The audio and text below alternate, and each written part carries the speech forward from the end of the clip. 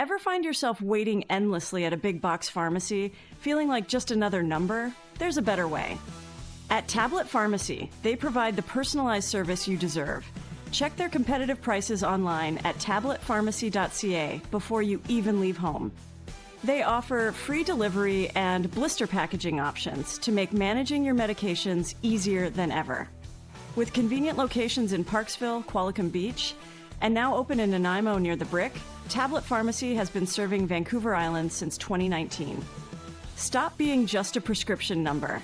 Experience the Tablet Pharmacy difference today. Visit them online and check their prices at tabletpharmacy.ca. Here come Peter, here comes Dave. Oh, listen. Bringing stories, making waves, no missing. Spinning tales in the podcast cave, so sweet. Laughs and insights everywhere, what a treat. Peter and Dave, they're on the mics, all right. Hello and welcome to the Pulse Community Podcast with a focus on the stories and people of Mid-Vancouver Island. Here's my co-host, Peter McCully. Thank you, Dave Graham. Well, here we are, early August, about midway through summer. Yes, I did some calculations, and apparently, if my math is right, we are indeed at the halfway point of the season. Time marches on. Nothing lasts forever and all that. And our listeners' time is precious, so moving along. On this episode, Dave and Kelly Hutchinson of Qualicum Beach have published a BC bestseller of photography. The book is entitled Vancouver Island, The Art of the Landscape, and it was 20 years in the making. One thing that we've observed, too, at the book events, and Kelly touched on this, is that I've been quite surprised about how many people buy the book for somebody else. I would say it's at least half or more are buying the book as a gift for somebody that has already been here or somebody that's coming here. They're sending it to Germany as a gift to somebody that had visited, or Australia, or books are going all over the place.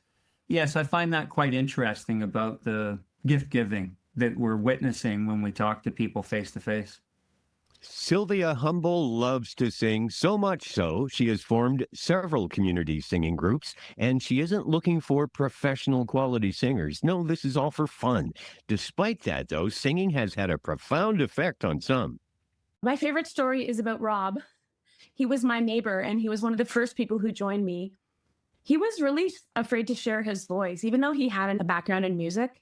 He was afraid to make mistakes, and so he was really shy and quiet, and even in his posture, hesitant. It was really quite beautiful to see him transform from that shy kind of way of singing to really just open up and have fun and let go of getting it right, to break free from that structure of the sheet music and just have fun and get creative.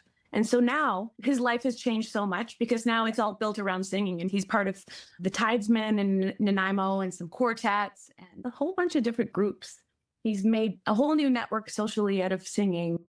Future guests to the Pulse podcast include Michael Peterson, the president of the Oceanside Football Association.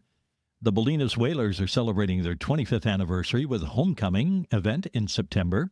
It's also a fundraiser to help build a new field house. Joe Straka, Vice President of Oceanside Classical Concerts, will be here to talk about the outreach programs, including an instrument lending program for students and a music scholarship program. And a new program this fall will see Oceanside Classical Concerts live streamed to seniors' facilities in the PQB area. Brian Wilford, longtime journalist in the Parksville, Qualicum Beach area, has written a book. It's a satire that one reviewer calls a cheeky, engrossing thriller. A conversation about Rise of the Jellies with Brian Wilford. Marcy Sodstrom is the winner of our Beach Fest Rocks contest. Hello, is that Marcy? It is. Hi, Marcy. It's Peter McCully calling from the Pulse Community Podcast. Hi, how you doing? Good. You entered a contest that we were running, the Beach Fest Rocks Music Festival. Yes. And you are our winner. Yay! We've got 2 3-day passes for Beach Fest Rocks, which is coming up August 8th through 10th at the amphitheater at the beach. We've got a couple of folding camp chairs for you. Perfect. A 48-quart cooler so you can keep something cool in it. That's awesome. And a $50 Thrifty Foods smile card so that you can get some goodies to put in the cooler. Oh, perfect. Thank you. Thank you for entering the contest and being part of the Pulse community. We appreciate your support. Sounds wonderful. Okay, bye now. Thanks to everyone who entered. But wait, there's more, Dave. We have a new contest for you for the month of August. It's the Pulse Podcast Grill, Chill, and Fill contest. Yes, we are giving away a Paderno portable propane grill, an Igloo cooler, and a $100 smile card from Thrifty Foods in Parksville. You can enter either through our website, thepulsecommunity.ca, or our Facebook page, The Pulse Community. Make sure you enter soon. Time waits for no one, and the deadline will be here before you know it. Just like the sand sculptures down by the ocean, it's another reminder of the impermanence of all things. Dave, it sounds like you've been reading again. It's a lifelong study, my friend. Allow me to quote some wise words from the great Canadian band Trooper. We're here for a good time, not a long time. Ian Lindsay of Lindsay and Associates has played an active role in the local community since 1979. He has been with RE/MAX, Vancouver Island's most advanced real estate business network, since 1996, marketing and selling residential, rural, strata, recreational, investment, and project development real estate. Ian has received several awards recognizing his exceptional community commitment locally, as well as awards for outstanding performance and achievement from both RE/MAX International and the Vancouver Island Real Estate Board. You'll find true real estate professionals at ianlindsay.ca.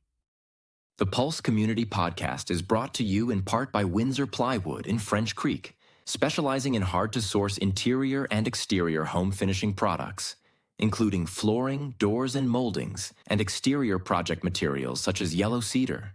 Windsor Plywood French Creek carries high-quality, responsibly sourced products and are committed to providing outstanding value and personalized, one-on-one service to all of our customers: homeowners, do-it-yourselfers, renovators, builders, designers, craftsmen, and contractors. Regardless of the type or size of your project, Windsor can help you bring your vision to life from start to finish.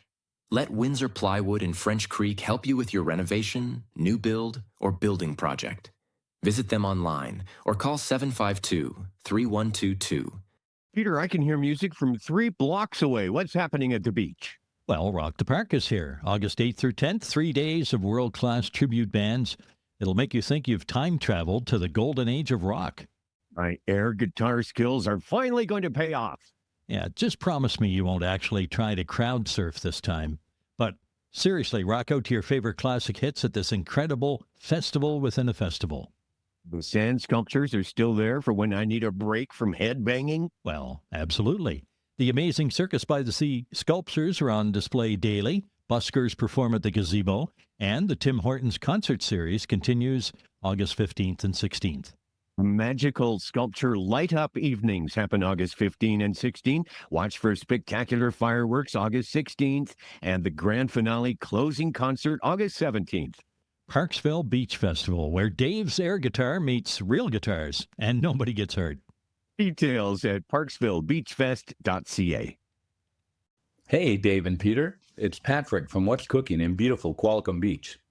On behalf of the Qualicum Beach Merchants Society, we want to invite you to enjoy live music around the village every Saturday this summer from 11:30 to 2:30.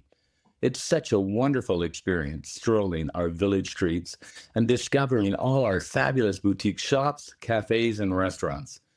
Whether you're a tourist in your own town or a visiting guest, we can't wait to show off our beautiful Qualicum Beach Village.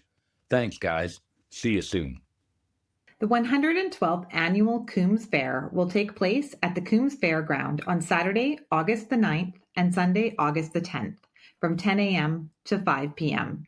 The Coombs Fair is home to the largest poultry show in BC, livestock exhibits, arts and crafts, live music and entertainment, food trucks, vendors, demos, and more.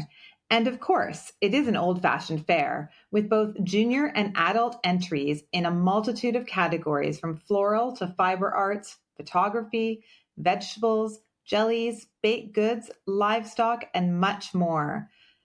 Check out our website at www.coombsfair.com for a complete list of fair entries and download our 2025 fair booklet. For more information, check out coombsfair.com. See you at the fair. Let's bring on our first guest. Here's Marilyn. In an age where people rely on the internet for music, communal singing has almost fallen by the wayside. Sylvia Humble brings people together in song, having created the Humble Harmony community singing groups. Thanks for joining us on the podcast today, Sylvia. Thanks, Peter, for inviting me. What is Humble Harmony, and what sparked the idea for this group back in 2021? Humble Harmony is my passion and my livelihood. It is an informal and fun community singing group. It's a lot like a community choir, but we don't use sheet music and we don't perform. It's just all about the joy of singing. I came up with the idea after quitting my government job. I knew there was something more to life than sitting in the cubicle. I had just had a cancer diagnosis, and I just realized that life was too short not to do something I love. So I left my job and I took a leave. I didn't know what it was going to be.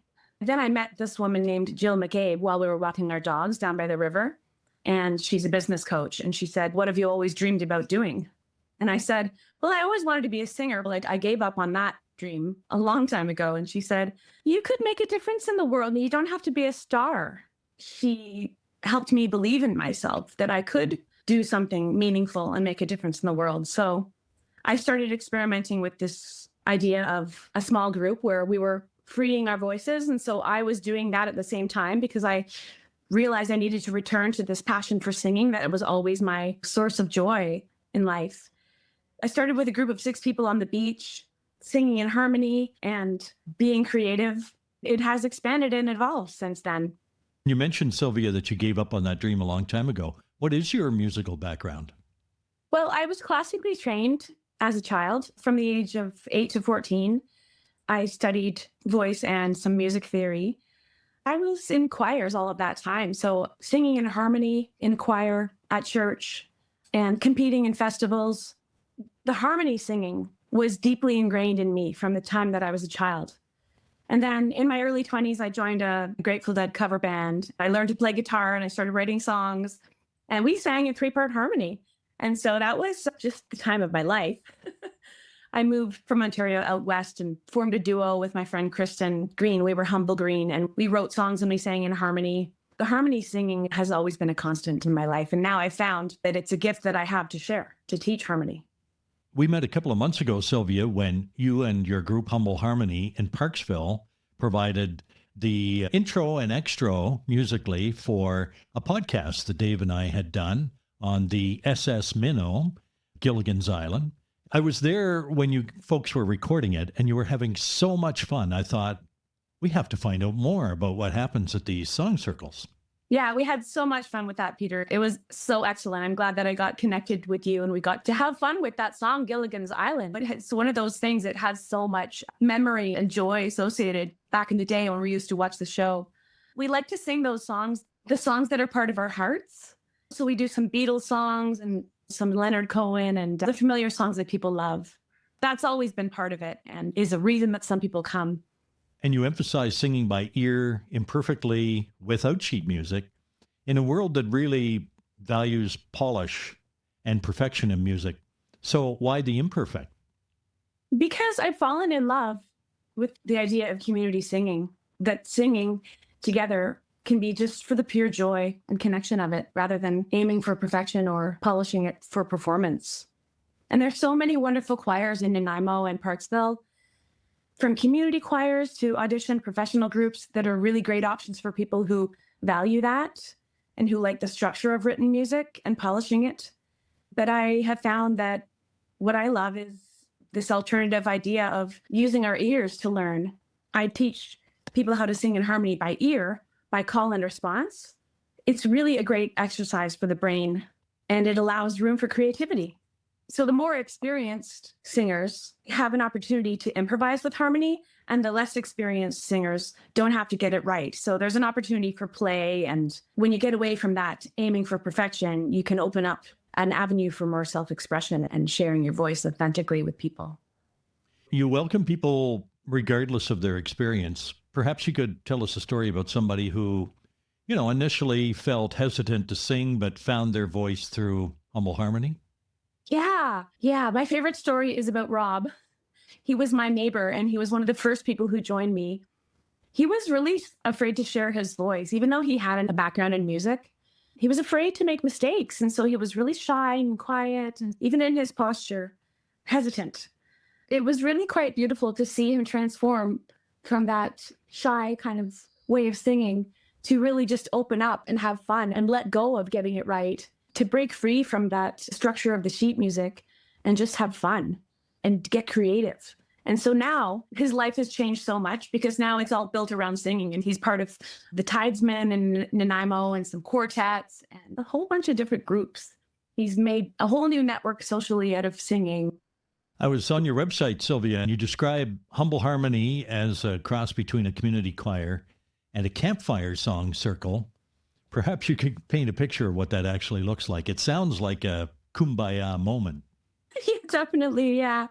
Like a community choir, we do learn some songs that are in 3 and 4-part harmony. So I will teach a bass and a tenor and an alto and a soprano part.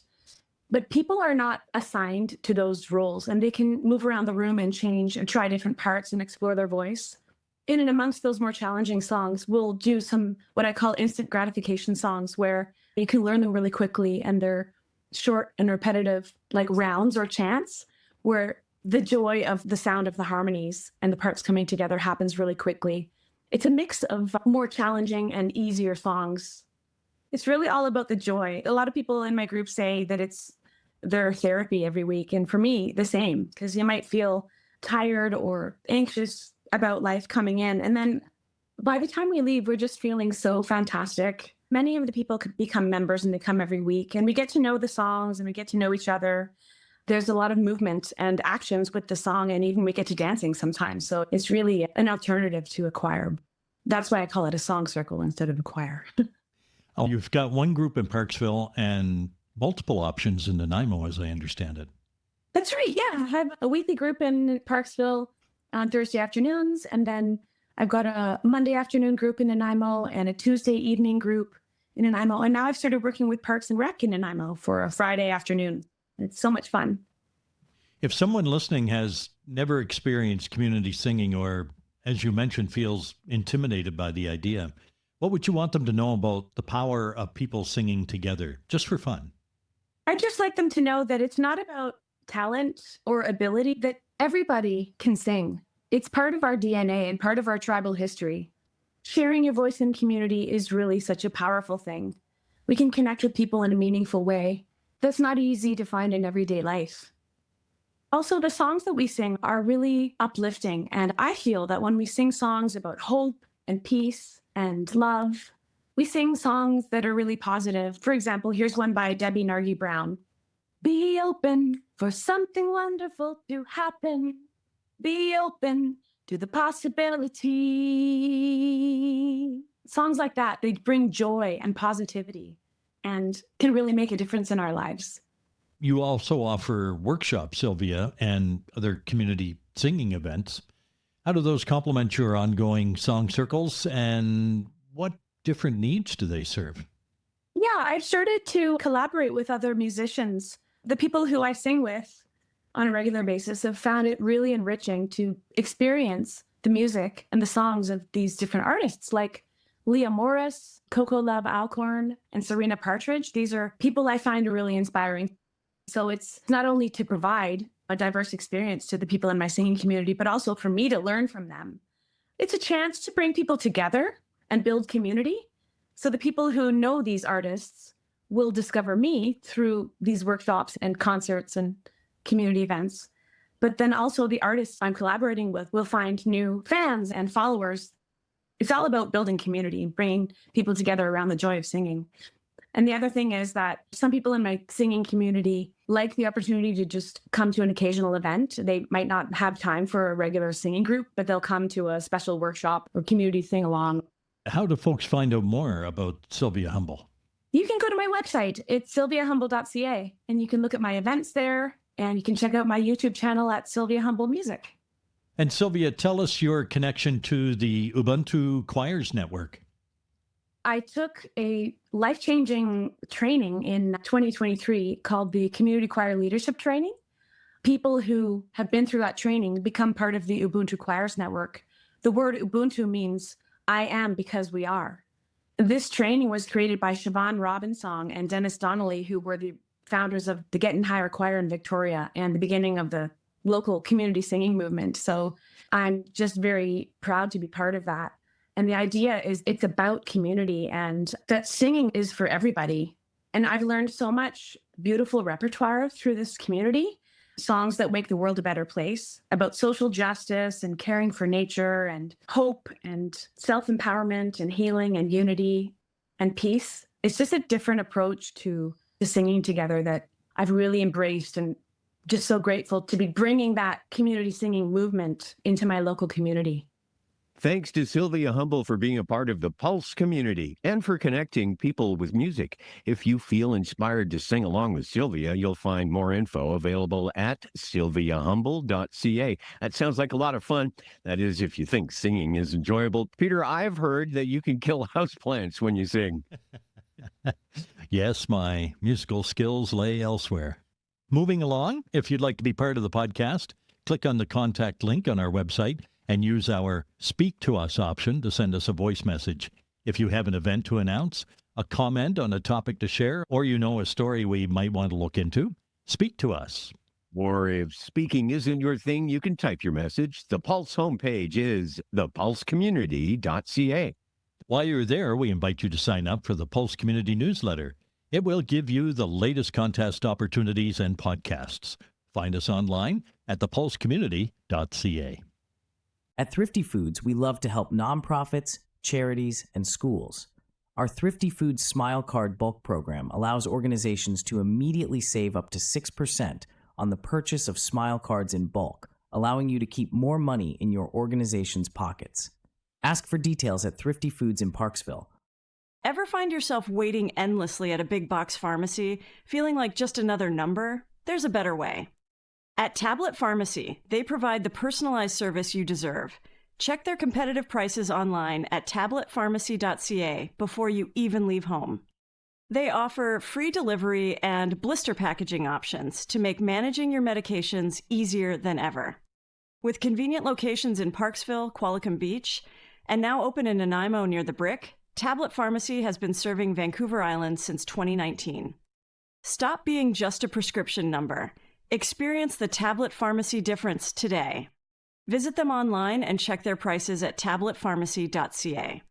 Rock the Park is here. This weekend, August 8th to 10th, Parksville Beach Festival presents 3 days of world-class tribute bands that'll blow you away. Rock out to your favorite classic hits at this incredible festival within a festival. The amazing Circus by the Sea sand sculptures are still on display daily. Buskers perform at the Gazebo. And the Tim Hortons Free Summer Concert Series continues August 15th and 16th.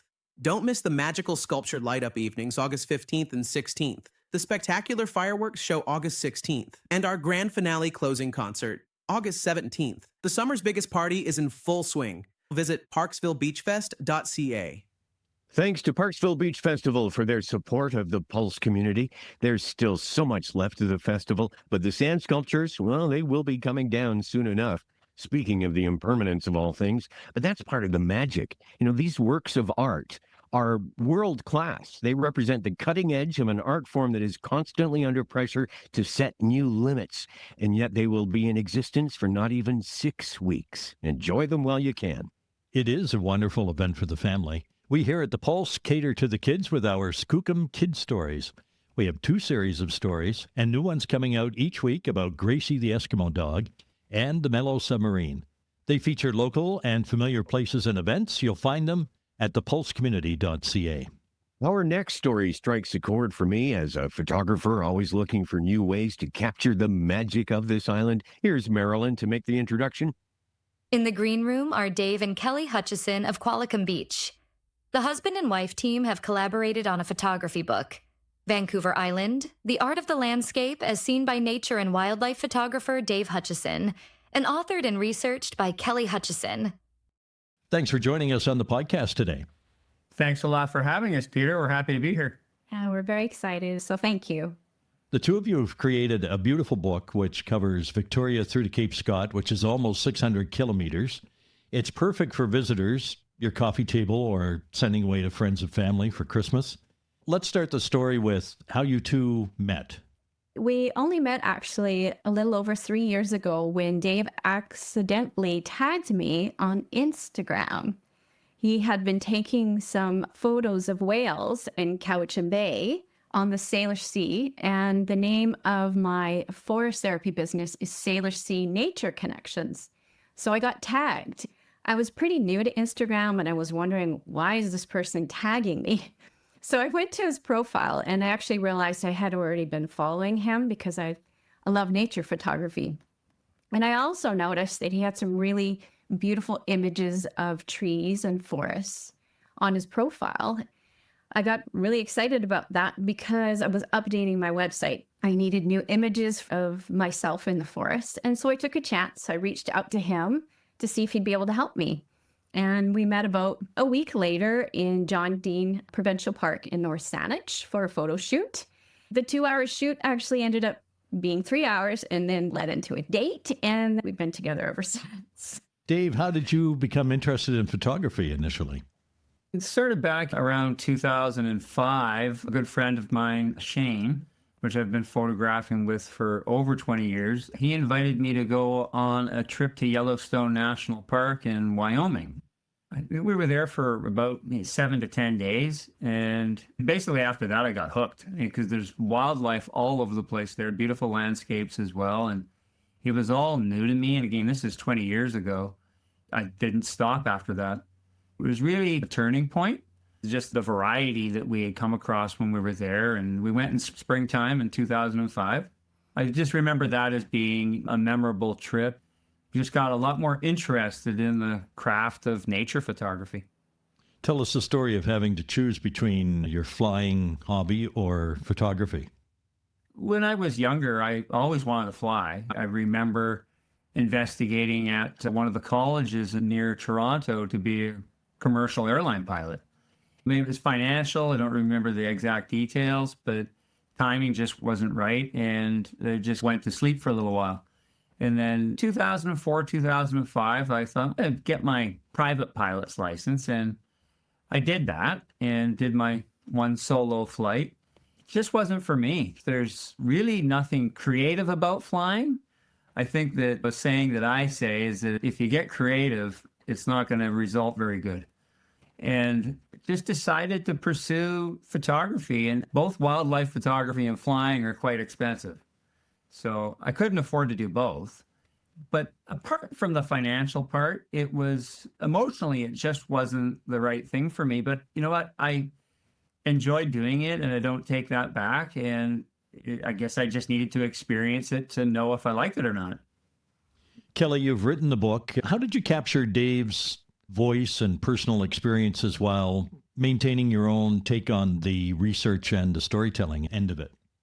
An integral part of capturing his voice was interviewing him about every photo in the book. I asked him questions to help him to remember the feeling of the place, because some of the photos were taken 15, 20 years ago, or to help remember that moment in that particular time.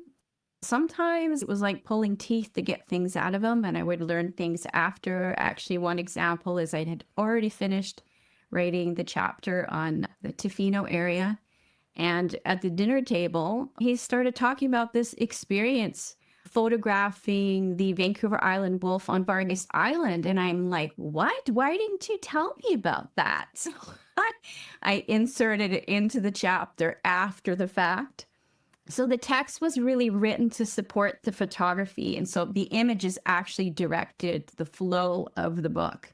And I was also really careful to only choose words that I knew that he would use. And I even corrected our editor a couple times and said, no, Dave, he wouldn't use that word. I'm not changing it. Dave, can you share one of your more challenging or memorable shoots and what made that final particular image worth the effort? Somewhere around 2018, 2019, it was during a winter storm. A friend of mine, Chris, and we took his pickup truck and we drove to Port Renfrew in a snowstorm. We got up at 4 a.m. I wanted to get an image of Fairy Lake Tree covered in snow. and the ferry lake covered in snow if possible. I don't think that lake gets iced over very often. Probably pretty rare, and I don't see shots of it snow covered very often. It took us several hours in heavy wet snow. I believe it was in February of one year. We eventually made it there. We got stuck once. I wanted that image to be able to create a set of the four seasons of Fairy Lake Tree, and that was the trickiest one to get because the travel to get there during the snow. On the West Coast, that wet snow, it can be gone the next day or even the same day. We got there for sunrise, and it's in the book.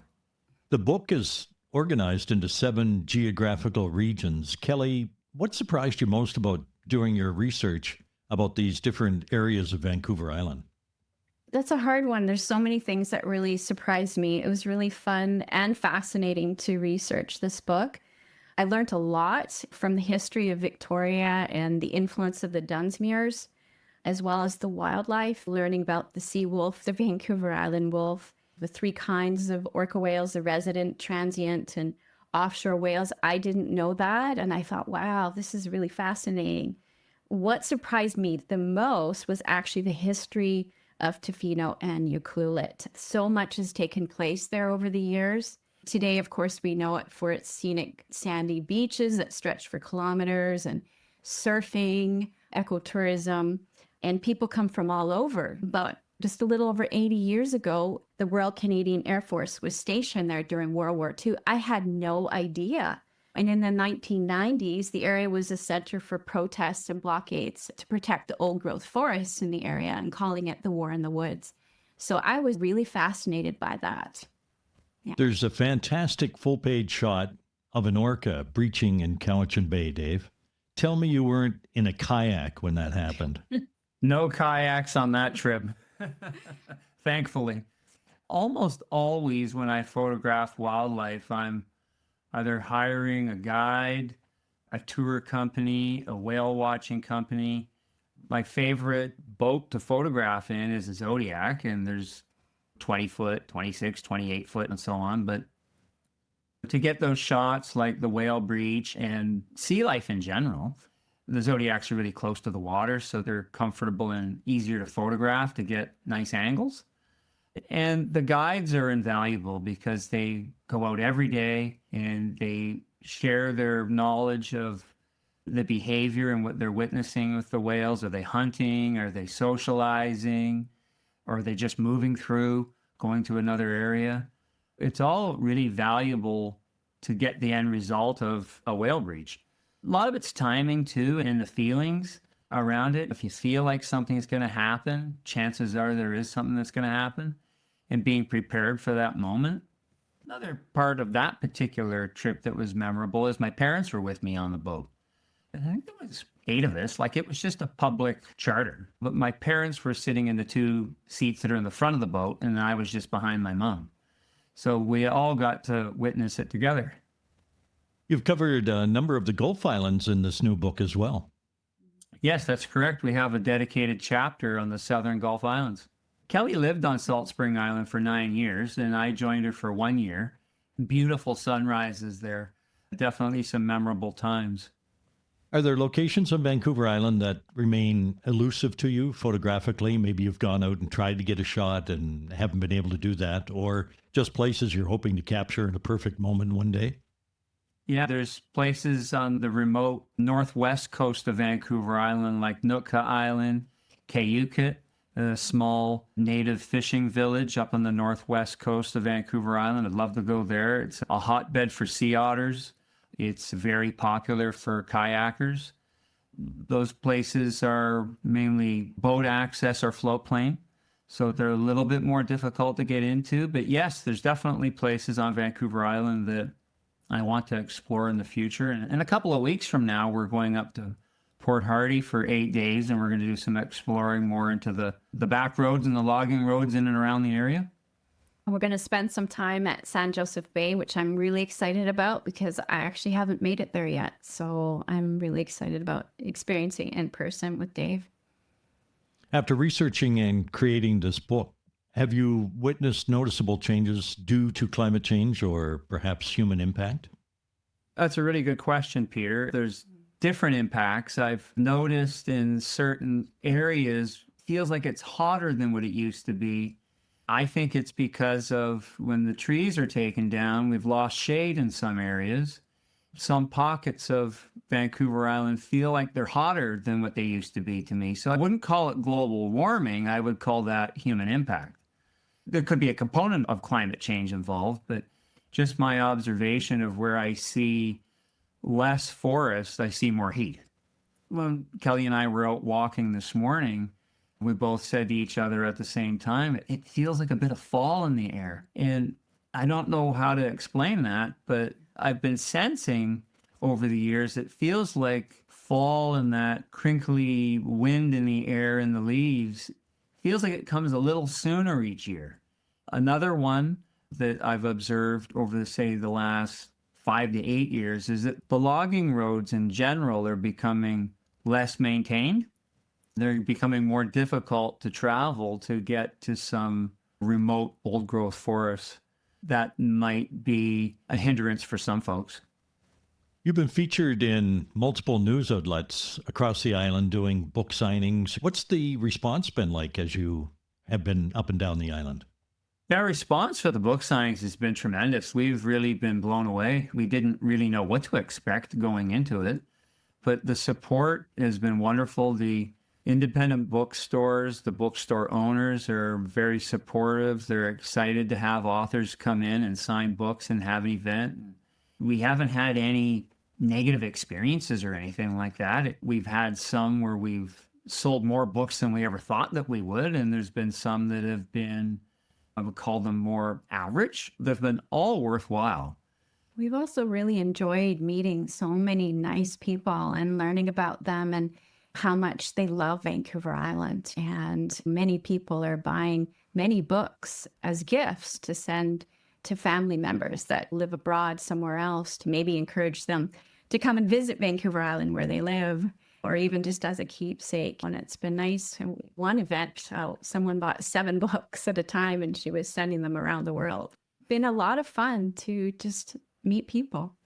One thing that we've observed too at the book events, and Kelly touched on this, is that I've been quite surprised about how many people buy the book for somebody else. I would say it's at least half or more are buying the book as a gift for somebody that has already been here or somebody that's coming here. They're sending it to Germany as a gift to somebody that had visited, or Australia, or books are going all over the place. Yes, I find that quite interesting about the gift giving that we're witnessing when we talk to people face to face. Let's do a speed round of questions and answers. What camera do you shoot with? Do you shoot with a particular brand of camera? Yeah, I use a Nikon. I use a Nikon Z8 and Nikon S lenses. Have you ever used a drone for your photography? Yeah, I use drone regularly, and there's several drone shots in the book.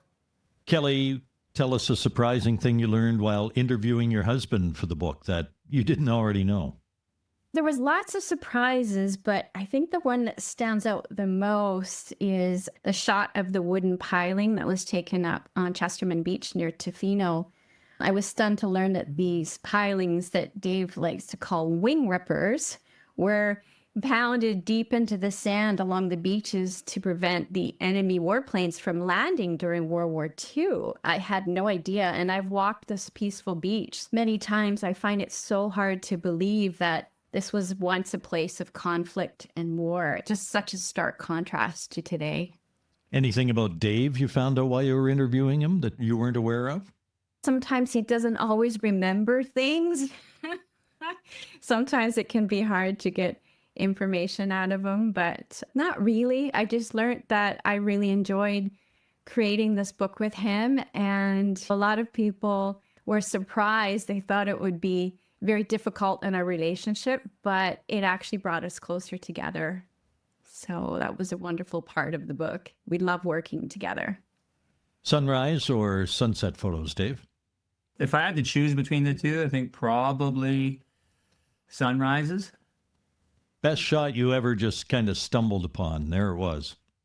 I hate to be redundant, but it's that shot of the wooden piling and Chesterman Beach, like really from my heart, I just stumbled across it. I wasn't out looking for that. I didn't even know what it was. In fact, how I found out what it was is that I was chatting with a longtime store owner of a gift shop gallery in Ucluelet, and he told me what it was because he's lived in Ucluelet for many years. I ended up getting on-the-spot education, and so that was an image that I stumbled across that I had no idea that it existed. Favorite months to photograph on the island? I like April, May. I like the spring greens. Most photographed location on Vancouver Island, either by yourself or what you consider to be the most photographed location on Vancouver Island by others? Probably Fairy Lake Tree outside of Port Renfrew.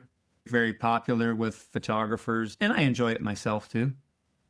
A hidden gem location most people don't know about, not aware of. It's not on a map. And I'm about to tell them where it is.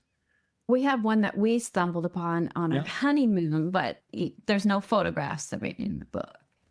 Grants Bay.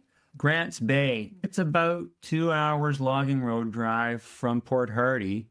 We went and checked it out. It was quite busy on the weekend 2 summers ago when we went there. There was kids with boom boxes and so on and so on. It was a long weekend. It was a long weekend. So if you're looking for quiet in those back roads on a long weekend in the summer, don't go there. Go during the week.